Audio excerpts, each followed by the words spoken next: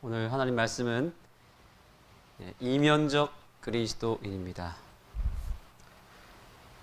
로마서 2장 17절부터 29절의 말씀을 우리가 함께 나누도록 하겠습니다. 바울은 하나님을 믿지 않는 이방인보다 하나님을 믿는 유대인들의 죄를 계속해서 정죄하는 일을 하였습니다. 오늘날의 한국 교회는 로마 교회와 비슷한 상태에 있습니다. 이제 이방 나라임에도 불구하고 이제는 한국 교회가, 한국 나라가 거의 기독교 국가로 향하고 있죠. 교인들이 많이 생겼습니다. 한국을 대표하는 종교가 되었던 것입니다. 이제는 책임을 져야 하는 종교가 되었다는 사실입니다. 바울은 진정한 그리스도인이 되기 위하여 몇 가지 언급을 하고 있습니다. 그것이 바로 어떤 표현이냐면 이면적 그리스도인입니다. 이면적 그리스도인이 뭘까요? 이면이라고 하는 것은 내면, 내면적으로 온전한 그리스도인을 말하는 것이죠. 그러면서 유대인들의 치명적인 죄를 바울이 드러내고 있습니다. 첫 번째로 우리가 이 바울의 권면을 통해서 깨달아야 될 사실은 뭐냐면 말보다 더 중요한 것이 있다는 사실입니다. 말보다 중요한 게 뭘까요? 유대인들의 치명적인 죄가 있었는데 그것은 바로 유대인들이 말이 너무 많았다는 겁니다. 말로 하는 신앙을 했다는 거예요. 말로 하는 신앙을 하는 사람들의 특징이 있습니다. 매우 자부심이 강하고 자랑을 많이 하는 그런 특징을 가지고 있죠. 로마서 2장 17절과 18절을 한번 읽어주시겠습니까? 유대인아 칭하는 내가 율법을 의지하며 하나님을 자랑하며 율법의 교훈을 받아 하나님의 뜻을 알고 지극히 선한 것을 좋게 여기며. 아멘. 네. 유대인들은 대부분 자부심을 갖고 있었습니다. 무엇에 대한 자부심이냐면 율법을 받았고 율법을 잘 알고 있다라고 하는 이 사실을 의지했다 그랬습니다. 그리고 그것을 자랑하고 있었습니다. 율법을 의지하며 하나님을 자랑하며 또 율법의 교훈을 받아 하나님의 뜻을 알고 이것을 좋게 여겼다는 말은 하나님께 받은 은혜, 하나님께 받은 사랑, 하나님의 존재에 대하여 자랑하고 자부심을 갖고 있었다는 사실입니다. 율법을 통해 자기들이 깨달은 지식과 하나님의 뜻을 발견한 그 믿음에 대해서 매우 좋게 여겼고 그것에 대한 강한 자부심을 갖고 있었다는 사실입니다. 계속해서 바울은 그들의 죄를 더 심각한 죄를 더 드러내고 있습니다.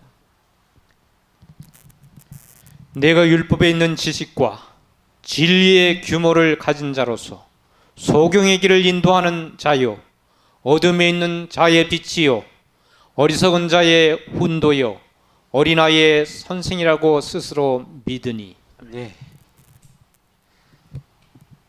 여기 자세히 보시면 이것이 좋은 말씀인 것처럼 보이지만 이것은 사실 유대인들의 죄를 계속 지적하고 있는 부분입니다. 스스로에 대한 자부심이 강했다는 얘기입니다. 나는 진리를 가진 사람이고 나는 진리 교회에 다니고 나는 예언을 깨달았고 나는 남은 자손으로 부름을 받았다. 이 사실에 대해서 큰 자부심을 우리는 갖고 살아가고 있습니다. 그래서 여기 유대인들의 생각처럼 이 표현 그대로 세상 사람들은 다 어두움에 있지만 나는 어디에 있다? 빛 가운데 있다고 생각하는 거예요. 그래서 여기 이런 표현을 쓰죠. 어두움에 있는 자의 빛이요. 그러니까 나는 너희들과 다르다 이 말이죠. 너희들은 어둠이고 나는 빛이다 이런 뜻입니다. 세상 사람들은 어리석은 자고 나는 지혜로운 자다. 그래서 여기 이런 표현을 쓰고 있죠. 어리석은 자의 훈도요. 내가 그렇게 어리석은 자를 가르치는 자다 이런 뜻이죠. 그래서 결국 그들은 이방인들, 하나님 알지 못하는 사람들 이렇게 평가하고 있죠. 그들은 수준이 낮은 어린아이 같아서 진리를 깨달은 내가 선생이다 이겁니다. 스스로 자기 자신을 그렇게 믿고 있다 그랬죠. 어린아이의 선생이라고 뭐 한다고요? 스스로 그렇게 자기 자신을 믿고 자기 자신을 그 위치에 올려놨다는 겁니다. 자기 자신에 대해서 자랑스럽게 생각하고 있는 것입니다. 어느 순간 우리는 우리 스스로를 그 당시 유대인들처럼 세상의 수준보다 내가 더 높다라고 생각하고 있고 내가 더 하늘에 가깝다고 생각하고 있습니다.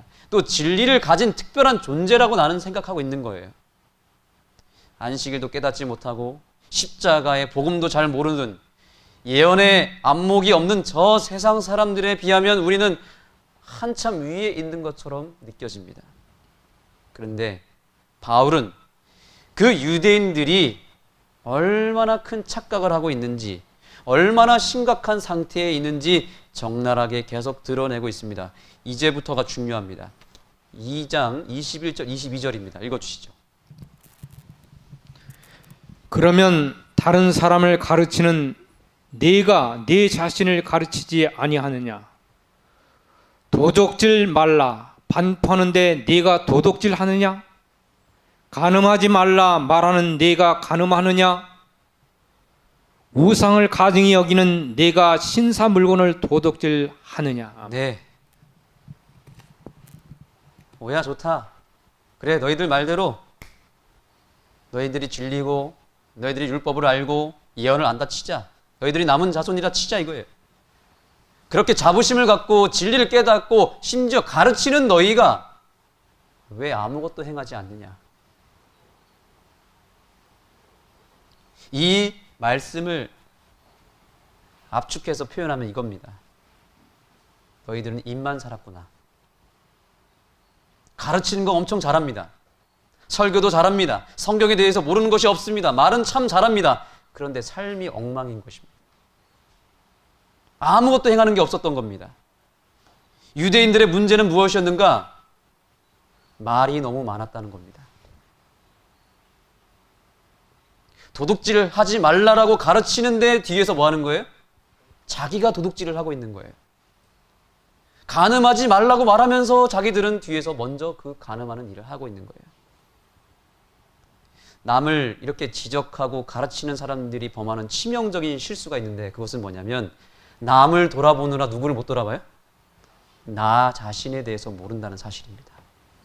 저는 어렸을 때 교회에서 기도할 때 이런 일이 있었습니다. 제가 한 번은 기도를 하는데 눈을 이렇게 멀뚱멀뚱 뜨고 있었습니다. 그런데 저보다 2살 많은 형이 기도를 끝나자마자 선생님한테 일러 바치더라고요. 선생님 제 기도할 때 눈 떴대요 이렇게 얘기를 하더라고요. 참 신기하죠. 제가 눈 뜨고 기도한 걸 어찌 알았을까요? 네. 그 당시에 역시 저는 똑똑했습니다. 그래서 저도 바로 얘기했습니다.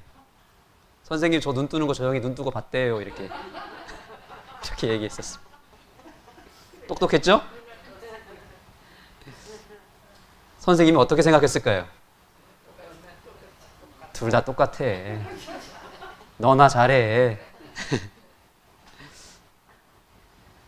여기 유대인들이 하는 일이 뭐예요? 가르치는 너가, 반포하는 너가, 말하는 너가 이렇게 얘기죠. 말하는 내가. 여기에 포커스를 두는 유대인들이 이방인들과 똑같이 죄는 범하는데 뭘 더 잘하고 있냐면 말을 잘하고 있는 것 뿐이에요. 충격입니다. 제가 지난번에도 얘기 드렸죠. 설교할 때 가장 괴로운 이유가 뭐라 그랬습니까? 내가 설교한 대로 과연 살고 있는가? 제가 설교하는 대로 살고 있을까요? 안 살고 있을까요? 누가 가장 잘 알고 있을까요? 네? 하나님도 잘 아시고요. 또 누가 잘 알고 있을까요? 네? 저랑 같이 사는 사람이 잘 알고 있지 않겠습니까? 예. 목회자 자녀들이 방황을 많이 한다고 합니다. 특히 교회 장로님들의 자녀들이 방황을 많이 한다고 합니다. 그 이유 중 하나가 뭐냐면 아버지가 목회 일은 열심히 해요. 설교를 아주 잘합니다. 근데 집에서는 설교한 대로 살아야 안 살아요? 잘 안 살고 있는 모습을 보고 잘하는 겁니다. 실망을 해도 보통 실망하는 게 아니라 대실망을 하는 겁니다.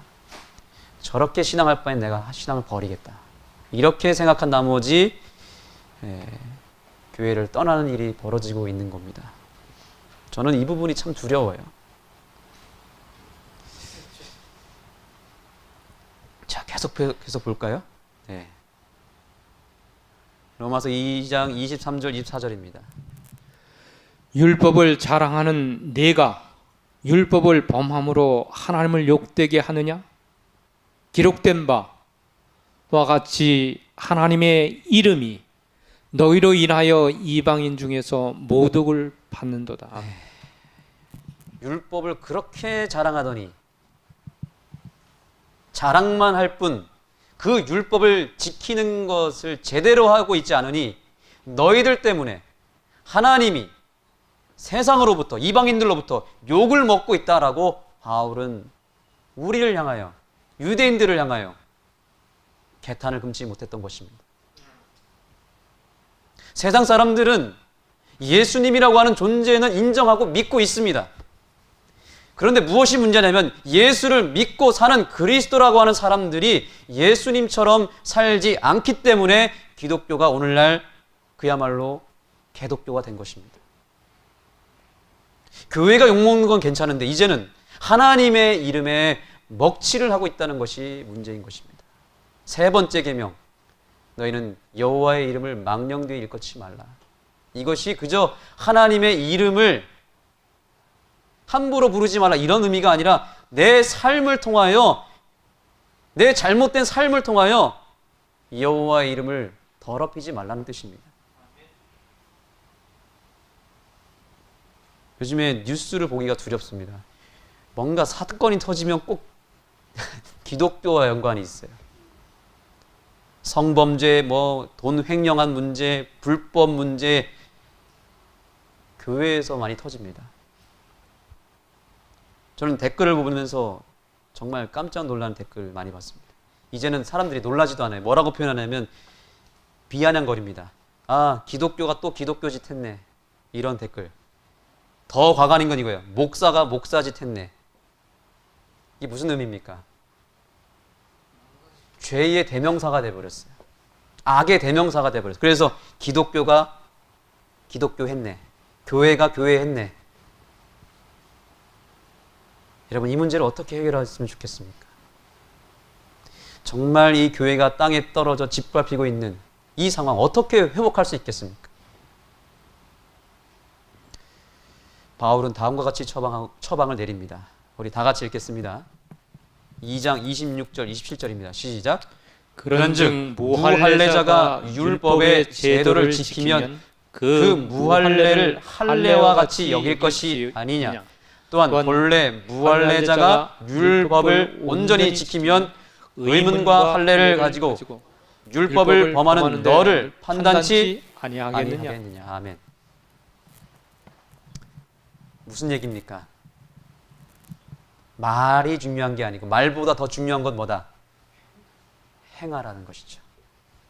침례받은 것으로 안심하지 말라는 겁니다. 교회에 출석하는 것으로 안심하지 말라는 것입니다. 아무리 침례를 받고 교회 예배를 드리고 성만찬 예식을 하고 한다 할지라도 뭘 안 지키면, 율법대로 살지 않으면 아무 소용이 없다는 사실이죠. 그러나 여기서 더 충격적인 얘기를 하죠. 그러나 반대로 침례를 안 받았어도 이 할례란 그 당시 구약 이스라엘 백성들에게는 침례와 같은 것입니다. 이 할례는 하나님과의 언약 관계를 맺으면서 하는 예식이면서 남자들의 그 성기의 표피를 자르는 겁니다. 오늘날로 치면 포경수술이죠. 이것이 성경에서 출발했고 이스라엘 백성들이 시작을 했습니다. 그래서 할례를 받는 그리스도인들은, 유대인들은 자기들이 하나님의 백성이 되었다라고 인식을 했습니다. 그런데 바울은 얘기하는 것이 너희들이 아무리 할례를 받아도 율법을 지키지 않고 마음대로 산다면 너희들이 받은 할례는 아무 의미가 없다라고 얘기하는 것입니다. 그러나 침례를 받지 않았다 할지라도, 즉 할례를 안 받아도 율법을 행하고 그것대로 순종하며 살면 침례를 받은 것과 똑같다라고 얘기하고 있는 것입니다. 우리 교회 오늘 나오신 우리 심은 성도님, 교회 열심히 다니고 계십니다. 정말 하나님 말씀을 사랑하고 그 말씀대로 살고 계시죠? 그렇죠? 그렇게 살기 위해 노력하고 계시죠? 침례를 아직 받진 않으셨지만 하나님이 보실 때 이미 뭐 하신 겁니까? 침례를 받으신 자로 여겨주시겠다는 거죠. 그러나 이미 침례받은 우리가 말씀대로 살지 못한다면 받았다 할지라도 받은 게 아니라는 겁니다. 우리 심은 성도님 이제 그런 삶을 살고 계시니까 올 가을에 침례 받으셔야겠죠. 네, 이미 하나님은 그렇게 보고 계시기 때문에 이제는 받으셔도 아무 문제가 없다고 저는 생각합니다. 새로운 성전에서 우리 1호 침례 우리 교회 성도님이 되셨으면 좋겠습니다. 2호가 되셔도 좋지만 이왕이면 1호가 되셨으면 좋겠습니다. 말보다 중요한 게 뭐라고요? 행동하는 것이다 라고 바울은 말하고 있습니다. 의식보다 중요한 게 뭐라고요? 행동이다.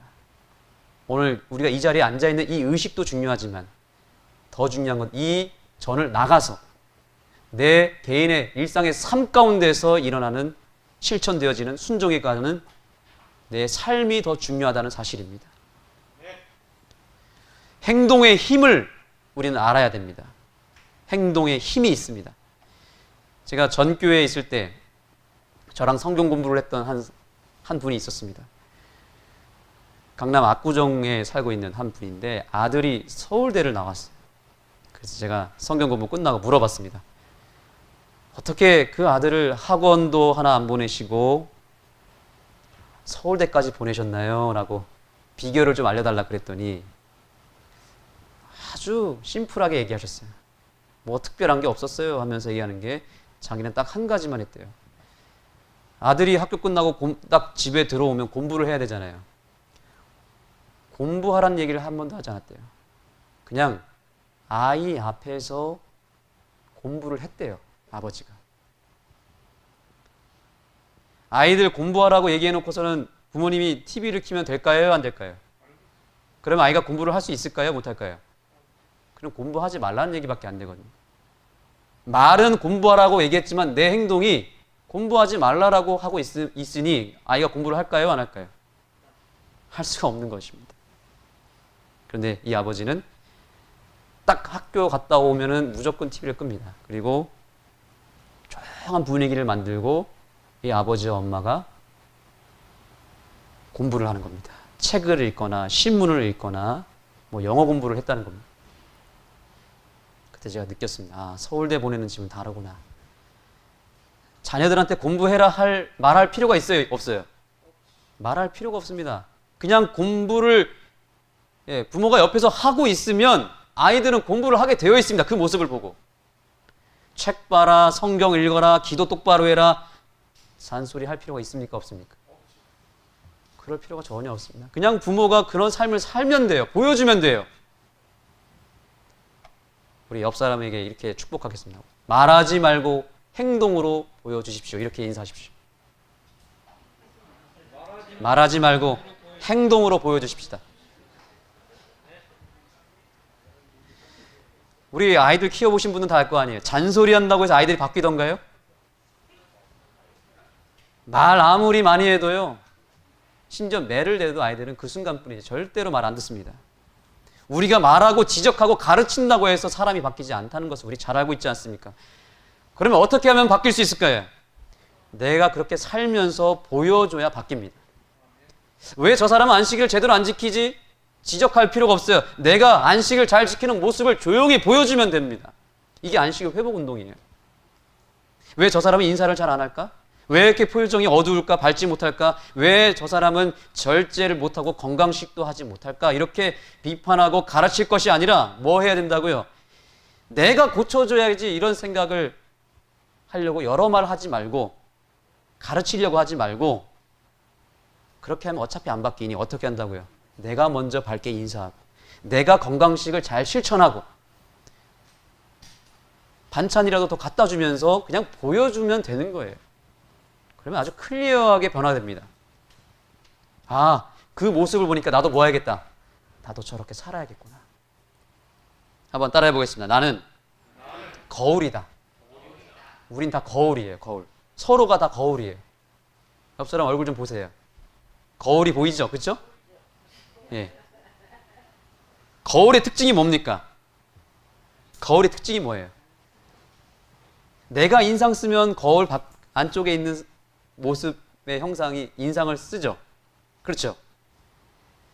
내가 웃으면 어떻게 되죠? 내가 웃으면 거울에 비친 그 모습은 웃는 형상이에요. 맞어요? 맞아요? 예. 왜 이 세상이 이렇게 악하고 어두울까요? 교회가 먼저 악하고 어두워서 그래요. 교회가 거듭나면 세상이 거듭날 것입니다.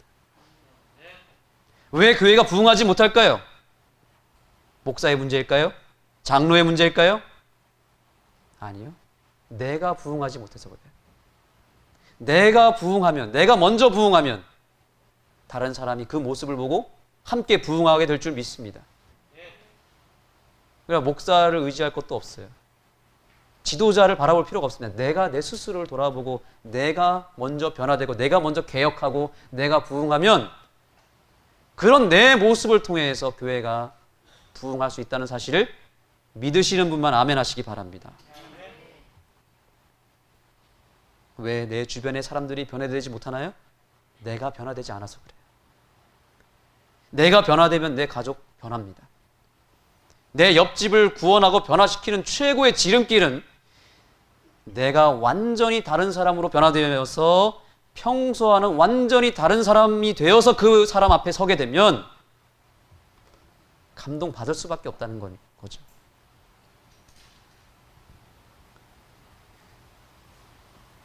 아, 저 사람 정말 대단하구나. 어떻게 아는 교회 다니더니 저렇게 변화될 수 있지?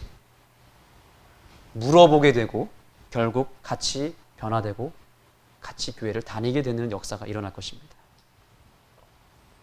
꼭 기억하시기 바랍니다. 내가 행하는 만큼 움직입니다. 내가 변화되는 만큼 변화됩니다. 이 거울의 원리 절대로 잊지 마시기 바랍니다. 교회의 부흥을 위해서, 교회가 어떤 문제를 해결하기 위해서, 내 가정의 변화를 위해서, 내 자녀의 성장을 위해서 우리는 너무 많은 말을 해왔습니다. 말할 필요가 없습니다. 말하지 말고 행동으로 보여진 내 삶을 통해서 변화가 시작되고 율법을 지키고 실천하는 내 삶을 통해서 부흥이 시작된다는 사실을 명심하시기 바랍니다. 자, 두 번째입니다. 자, 다시 한번 정리해 보겠습니다. 말보다 중요한 것은 뭐다? 행동이다. 그런데 더 중요한 게 있습니다. 행동보다 더 중요한 것이 있습니다. 행동보다 더 중요한 것은 뭘까요? 바울은 그것을 이렇게 설명합니다. 자, 행동보다 더 중요한 것은 로마서 2장 28절, 29절 오늘의 본문의 말씀이죠. 다 같이 읽겠습니다. 시작.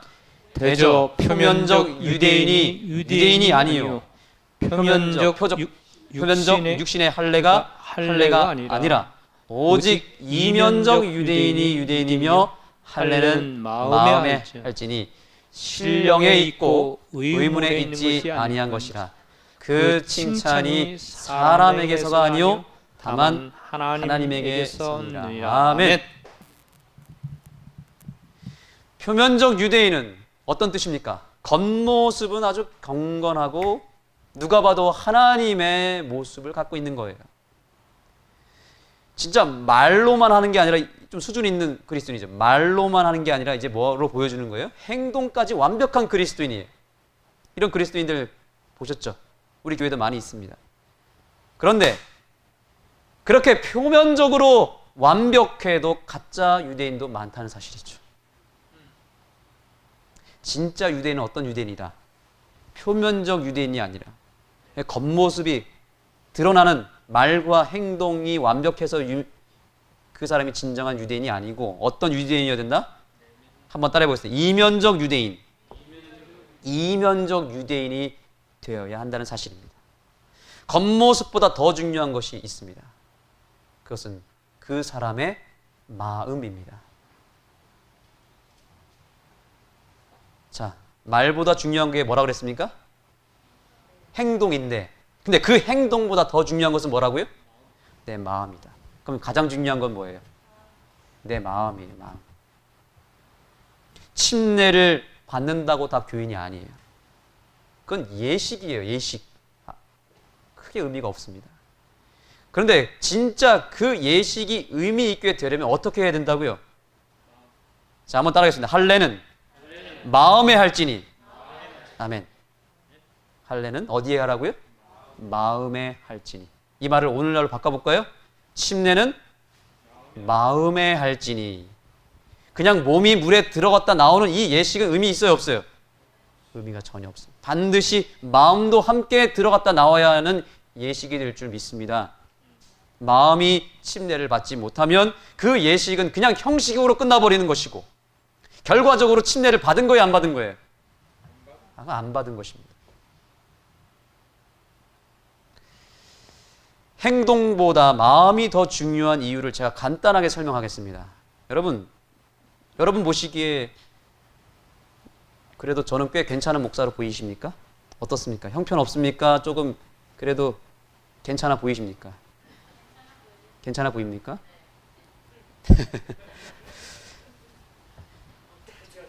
네, 할 말이 없네요. 저는 얼마든지 제 말과 행동으로 여러분에게 괜찮은 목사로 보일 수 있습니다. 지금보다 말도 더 부드럽고 친절하게 하고 행동 거지도 지금보다 더 섬세하고 섬기는 모습으로 적극적이고 더 예의 바르게 바뀌면 더 제가 괜찮은 목사가 되겠죠. 그렇죠? 그거 제가 못할 것 같습니까? 충분히 할 수 있습니다. 얼마든지 저는 할 수 있습니다. 연기 대상감으로 저는 얼마든지 여러분 앞에 연기할 수 있습니다. 연기 대상에 나가도 될 만큼 저는 여러분 앞에서 연기로, 그러니까 겉모습으로 괜찮은 목사가 될 수 있습니다. 저는 자신 있습니다.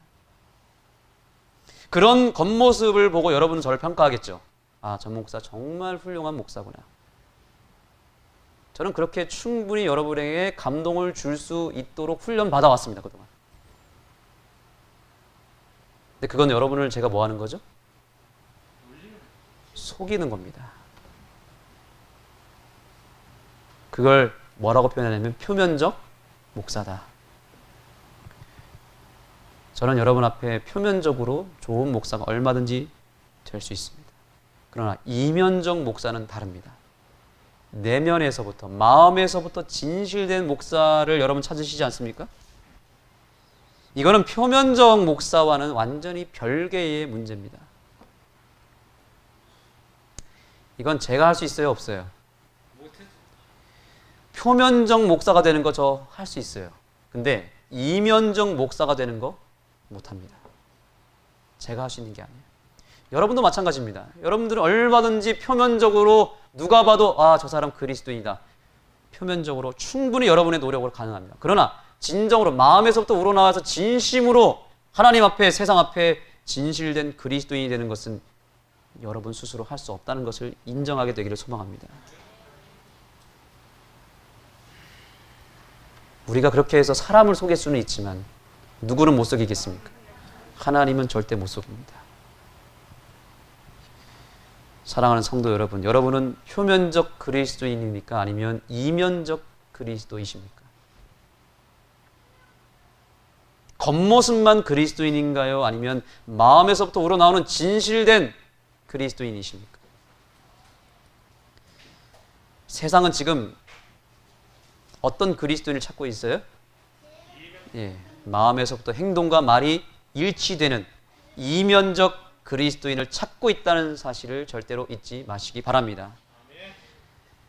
그렇다면 내가 표면적 그리스도인인지 이면적 그리스도인인지 어떻게 알 수 있을까요?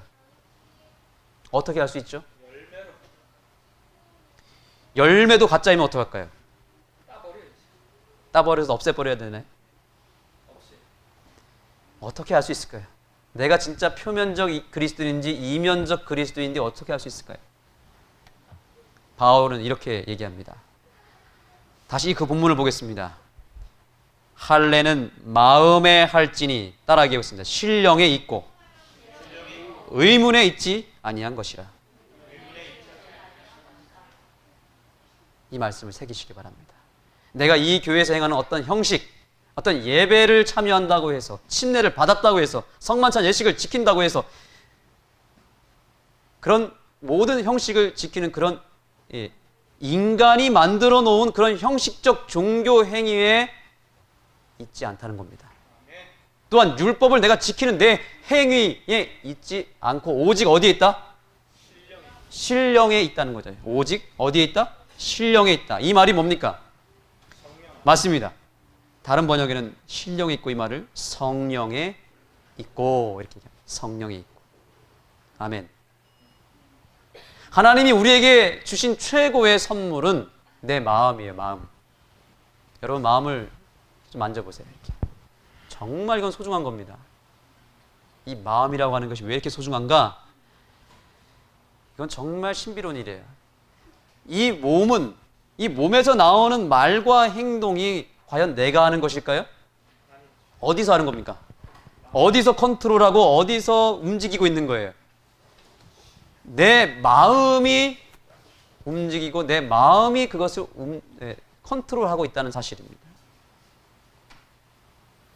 자동차가 움직이려면 어떻게 해야 됩니까? 아무리 비싼 자동차라도 거기에 누가 타야 되죠? 운전자가 타야 되죠. 그렇죠? 운전석에 운전자가 타야 움직이는 것이 자동차입니다. 맞습니까? 우리의 마음도 마치 뭐와 같냐면 이 몸은 자동차예요. 근데 마음은 뭐냐면 바로 운전석입니다. 운전석. 그리고 그 운전석에 누가 타 있느냐에 따라서 행동이 달라지는 거예요.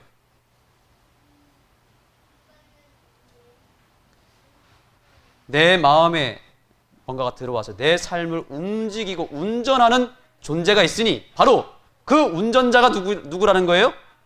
성령이라고 하는 사실을 믿으시기 바랍니다. 성령이에요. 그래서 마음은 바로 성령님을 담을 수 있는 그릇이며 운전석입니다. 하나님의 또 다른 이름 바로 성령. 이 성령 하나님을 절대로 간과하지 마시고 매일 매순간 인식하며 살게 되기를 간절히 소망합니다. 그리고 그 성령이 내 마음에 들어오실 수 있는 이 놀라운 사건을 믿으시기 바랍니다. 우리가 교회 다니는 이유가 뭐예요? 우리가 왜 하나님을 믿습니까? 이유가 뭡니까? 바로 이것 때문이에요. 이것 때문에 신앙하는 거예요. 이거 하지 않으면 교회를 다녀도 예배를 드려도 신앙하지 않은 것입니다. 내 마음을 다스리는 존재가 바로 우리 하나님이시기 때문에 우리가 하나님을 믿는 거예요. 이 내 마음이라고 하는 운전석에 내가 타 있으면 말과 행동에서 뭐가 나오는 거냐면 내 성질이 나오는 거예요. 근데 우리가 잘 알듯이 그 사람의 성격을 알려면 뭐 해보라고 하죠? 그 사람의 자동차를 타보라고 그러죠. 그러면 그 사람의 성질이 나옵니다. 맞습니까? 네. 제 성질을 알려면 저랑 같이 차 한번 타시면 돼요. 교회 차에 딱지를 우리가 떼고 탑니다. 교회에 간판이 없습니다. 그렇게 타고 다니는 이유가 뭔지 아십니까? 교회 차에 교회 이름이 딱 딱지가 붙어버리면 어떻게 될까요? 왠지 양보해야 될 것 같고 먼저 양보하고 신호도 잘 지켜야 되고 과속할 수 있어요, 없어요? 못합니다. 왜 그렇죠? 보는 눈이 있거든요. 보는 눈이 있어요. 그리고 크락션도 울릴 수 있어요, 없어요? 동네 사람 차 막 가로막았는데 빵 하면 될까요? 아는 교회 차네? 이게 되기 때문에 저희가 교회 차에다가 간판을 싹 다 지워버렸어요. 원래부터 없었더라고요.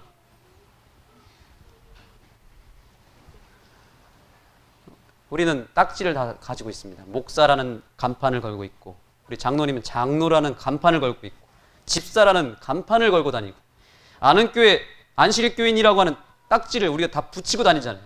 그래서 사람들의 시선들이 다 노출되니까 다 어떻게 살아가고 있냐면 표면적 그리스도인으로 살아가고 있는 거예요. 겉모습만 잘 꾸미면 걸리지 않거든요. 그런데 표면적 그리스도인 언젠가는 다 들통나게 되어 있습니다. 왜냐하면 자기 성격대로 신앙을 하고 있기 때문에 결국엔 내 성질이 내 신앙의 삶에서 나타나게 되어 있고 사람들은 그걸 보게 되어 있습니다. 그러나 여러분 꼭 기억하시기 바랍니다. 신앙은 내 성질대로 신앙하는 게 아닙니다. 어떤 사람이 이렇게 얘기합니다. 아, 그거 저만의 개성이에요. 원래 난 타고난 성격이 그래서 어쩔 수 없다고 얘기를 합니다. 맞아요, 틀려요? 내 스타일대로 신앙할 거면 왜 신앙합니까? 우리의 신앙의 목적이 뭡니까? 내 성질, 내 스타일의 삶을 버리고 예수님의 스타일대로 삶을 살아가려고 하는 거 아닙니까?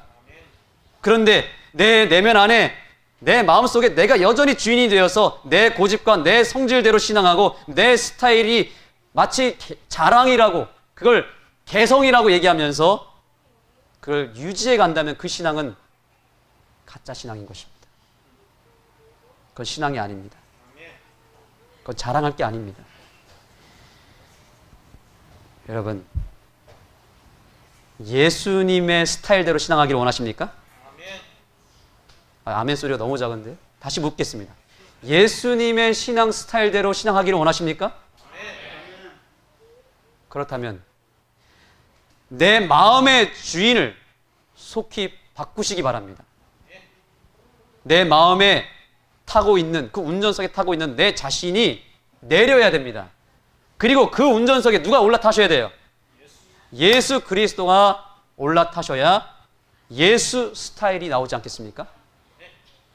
오늘날 많은 그리스도인들이 왜 표면적 그리스도인이 되었을까요? 거기에 더 최악인 것은 왜 그리스도인들이 이제는 행동조차도 제대로 하지 못하고 말만 번지르르 하는 그런 말뿐인 그리스도인이 되었을까요? 왜 그렇습니까? 왜 그렇죠? 또 한번 반복하겠습니다. 할례는 어디에 할지니? 마음에 할지니. 왜 그렇게 된 줄 아세요? 마음의 할례를 받지 못해서 그래요. 마음의 침례를 받지 못해서 결국 표면적 그리스도인이 되고 말만 잘하는 그리스도인이 된 것입니다. 다시 말하면 마음이 거듭나지 않아서 우리가 이 모양 이 꼴이 된 것입니다. 성도 여러분, 오늘도 거듭난 내 마음을 가지고 이 자리에 오셨습니까? 한번 손 한번 들어보겠습니다. 나는 오늘 아침에 내 마음 거듭나고 왔다. 손 한번 들어보겠습니다. 더 구체적으로 말씀드려볼까요? 오늘 내 마음을 오늘 아침에 예수님께 드리고 오셨습니까? 실제로 그렇게 기도하시고 정말 드려질 때까지 그 기도의 자리를 떠나지 않고 정말 예수님께 성령님께 내 마음을 드리고 오셨습니까? 아무리 내 신앙의 경력이 오래되었고 아무리 내가 율법을 철저하게 잘 지키고 아무리 내가 교회에 열심히 다니고 아무리 예배를 잘 드려도 정작 내가 내 마음을 주님께 드리지 않으면 주님이 내 마음에 들어오지 않는다면 우리는 거듭난 것이 아닙니다. 그냥 표면적 그리스도인일 뿐이에요. 내 마음속을 차지하고 있는 내 자아를 죽이고 예수님이 들어오셔서 내 마음을 차지할 때 바로 그 상태를 뭐라고 얘기하냐면 거듭난 상태다라고 말하고 그것을 바로 마음의 할례를 받은 것이다라고 말하고 있는 것입니다. 그런데 많은 그리스도인들이 오늘날 이 중요한 것을 너무나 하찮게 여긴다는 거죠. 이 마음의 할례를 받는 것을 그냥 침례 한번 받는 것으로 끝내버리려고 한다는 거죠. 그래서 침례받은 그 이후로 단 한 번도 마음의 침례를 받지 않은 상태로 교회를 수십 년간 다니는 경우도 많다는 사실입니다. 제가 어제 제주도에 갔다가 이제 원주 공항으로 오는데 비행기가 이렇게 내려오는데 이 착륙할 때 쾅 하고 내리더라고요. 아주 깜짝 놀랐습니다.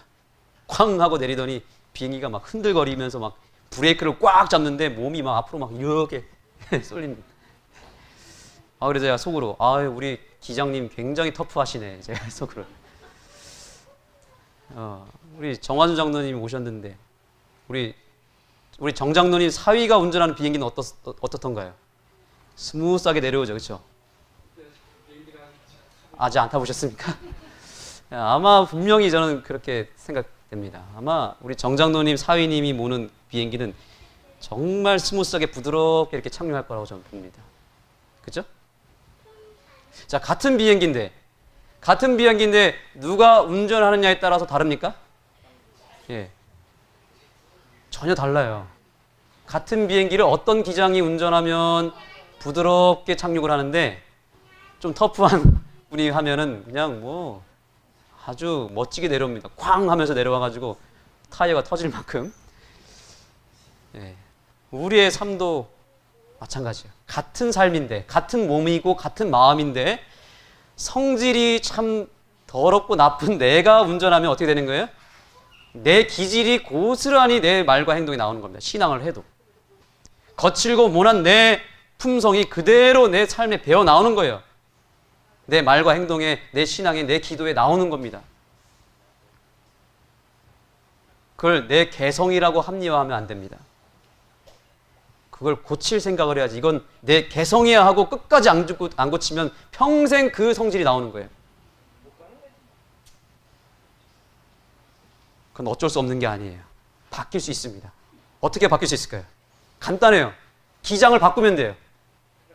그 운전석에 성격이 부드럽고 온유하고 정말 아름다운 품성을 가지신 예수님이 딱 타면 어떻게 될까요? 내 삶의 말과 행동이 부드럽고 온유하게 나타나는 것입니다. 내 과거의 모든 말과 행동이 그 순간 딱 멈추고 그 예수님의 품성이 내 삶을 통해서 나타나게 되는 것입니다. 성령 받은 사람 만나보셨습니까? 성령 받은 사람의 증거는 뭐 방언을 하고 치운사를 받고 예언을 하고 이거 아닙니다. 사단의 영도 할 수 있어요. 근데 사단이 할 수 없는 게 있어요. 그리고 우리가 할 수 없고 유일하게 예수님만 할 수 있는 게 있는데 그것이 뭐냐면 바로 성령님께서 내 안에 거하시는 확실한 증거인데 그것은 바로 이 사람의 노력으로 도저히 할 수 없는 그 아름답고 온유한 겸손한 품성이 그 섬김의 삶이 자연스럽게 내 삶을 통해서 예수님의 모습이 나타나는 이 증거가 바로 성령을 받은 확실한 증거임을 믿으시기 바랍니다. 이것이 바로 우리가 신앙하는 이유가 되어야 합니다. 우리 에스겔 36장 26절 27절을 다 같이 읽겠습니다. 시작. 또 새 영을 너희 속에 두고 새 마음을 너희에게 주되 너희 육신에서 굳은 마음을 제하고 부드러운 마음을 줄 것이며 또 내 신을 너희 속에 두어 너희로 내 율례를 행하게 하리니 너희가 내 규례를 지켜 행할지라. 아멘. 새 영을 너희 속에 두고 새 마음을 너에게 주겠다. 이건 매일 아침에 해야 됩니다. 매일 아침에. 내가 너의 마음이라고 하는 운전석에 새로운 운전자를 보내주겠다는 뜻입니다. 그래서 어떻게 되냐? 그러면 어떻게 역사 일어나요? 육신의 굳은 마음이 뭐해지고? 제하여지고 부드러운 마음이 딱 장착이 되는 겁니다. 예전에 그 굳은 마음을 가지고 있었을 때는 자연스럽게 내가 노력을 하든 안 하든 거칠고 딱딱하고 차가운 말과 행동이 자연스럽게 나왔어요. 맞아요. 그건 내 성격이 맞습니다. 내 성격이고 내 기질이에요. 맞는 얘기예요. 그런데 거기서 끝나면 안 된다는 겁니다. 마음을 갈아 끼면 되는 거예요. 마음을 갈아 껴야 돼요. 마음을 갈아 끼면 달라진다는 것을 믿고 마음을 갈아 껴야 됩니다. 하나님은 부드러운 분이셔요. 따뜻한 분이세요. 우리는 그 하나님의 마음을 성령님을 통해서 내 마음에 굳은 마음을 빼버리고 그 하나님의 부드러운 마음, 따뜻한 마음을 장착하게 되면 내 말과 행동 그 순간부터 한없이 부드러워지고 따뜻하게 될 줄 믿습니다. 와, 저 사람 어떻게 저렇게 달라졌지? 아는 교회 나가더니 완전히 사람이 달라졌네? 저 교회는 분명히 뭐가 있는구나. 뭔가 다르긴 다른가 보네. 이런 고백이 생긴다는 거죠. 아, 우리 엄마가 왜 이렇게 달라졌지? 우리 아빠가 언젠가부터 갑자기 달라지셨어. 신기하다. 왜 그럴까? 왜 그랬을까요?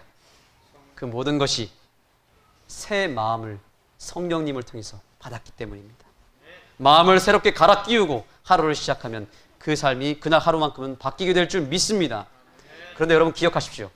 그 마음은 일회용이에요. 그 마음은 하루 안에 끝나버립니다. 충전이 딱 하루치예요. 그럼 어떻게 해야 돼요? 내일 되면 그거 또 갈아 껴야 됩니다.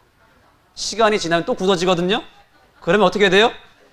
그거 뜯어버리고 다시 주님께로부터 내 마음, 새 영과 새 마음을 또 받으셔야 돼요. 이거 돈이 들어가요, 안 들어가요? 돈도 안 들어가는 이 공짜로 받는 이 은혜를 왜 안 받으십니까? 갈아 껴야죠. 갈아 껴서 하루를 살아가시기 바랍니다. 예수님은 오늘 말씀하십니다. 내가 새 영을, 새 마음을 줄 테니 이거 갈아 끼우고 새로 시작해라. 여기 이 말씀도 있습니다. 새 신을 너희 속에 두어 너희로 내 율례를 행하게 하리니 너희가 내 율례를 지켜 행할지니. 율법을 어떻게 우리가 지킬 수 있겠습니까? 새 마음과 새 영을 가지고 율법을 지켜야 그게 진짜 이면적 그리스도인이지, 성령 없이 내가 깡다구로 내 노력으로 지키는 거는 그냥 표면적이고 속이는 거예요. 그렇게 하시면 안 됩니다. 그건 행복하지 않은 삶이에요. 그건 불행한 삶이에요. 율법주의적 신앙입니다. 내 율례, 그 하나님의 계명을 다 지켜서 행할 수 있는 힘을 하나님은 그 성령의 마음 가운데 두셨으니 그것을 받아 누리게 되기를 간절히 소망합니다. 우리 시간 찬양하기를 원합니다. 주님이 내 마음에 들어와 계시는 찬미합니다. 가사에 여러분 기도에 여러분의 마음을 집어넣으시고 주님을 찬미합니다.